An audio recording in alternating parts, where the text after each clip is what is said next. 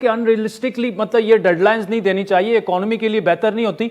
लेकिन एक point of view ये भी है कि मार्केट में यकीनी और एतमाद पैदा करने के लिए एक ऐसी ऑप्टिमिस्टिक स्टेटमेंट जरूरी होती है। Do you agree with it? नहीं, देखिए, उनका स्टेटमेंट तो लिया ही नहीं ना किसी ने। अब उन्होंने विड्रॉ भी करना शुरू कर दिया। अब उन्होंने पेट्रोलियम लेवी 32 रुपए से 47 रुपए कर दी। अब उन्होंने IMF से और वहां मुज़ाकरात कामयाब नहीं, तो उन्होंने कहा मैं आके एनर्जी रिफॉर्म करूंगा।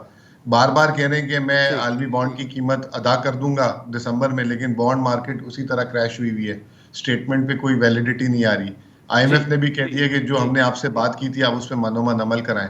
तो अभी तक तो क्रेडिबिलिटी विन नहीं कर सके। और आपकी अपनी ट्वीट है आज की जिसमें आपने डार साहब को एड्रेस किया कि आप कौन सा डॉलर की बात कर रहे हैं, 232 से 235 रुपए। तो वो आपने तो खुद इंडोर्स कर दिया, आपके जराये ने बकौल आपके जराये ने बताया। तो मैं उस पर क्या क्रेडिबिलिटी की मजीद हम मुजम्मिल साहब अपना एक ओपिनियन दे सकते हैं, ये किसी किस्म की इंडोर्समेंट नहीं होती। उनको करते हैं तो उनकी तरफ से बड़ा जी वर्स रिएक्शन आता है।